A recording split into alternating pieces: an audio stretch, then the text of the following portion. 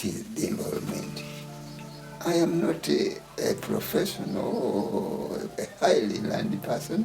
I only got my degree at the age of 83, and not because I wanted to get a degree so that I could earn anything by having it, but it was just out of pride. I wanted to be classified as an educated person so that people may have the belief that I talk from some sense of knowledge or understanding, because I am educated.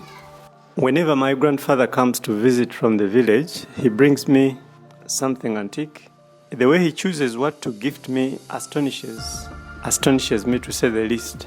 So the last time he came to visit, he brought me this crown, a mutuba tree in its pattern.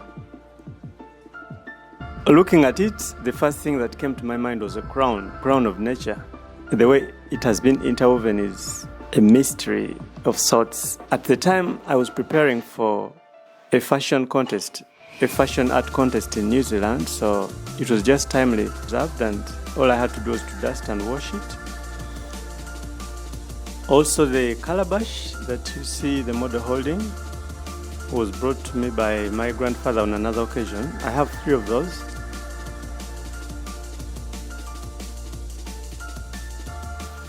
Otherwise, I have my natural appreciation of the environment we depend upon.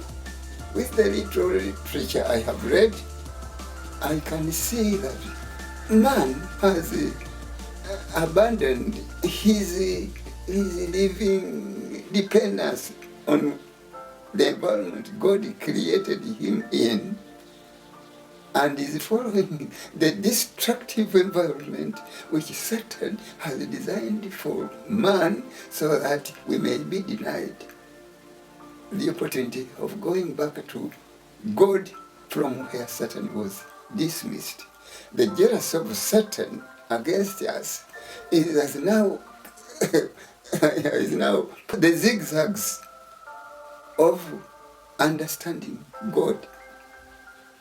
And that zigzag design is the design of Satan here. What people preach now is destructive of the environment upon which we live. They dwell so much on sexuality. People no longer concern themselves with the three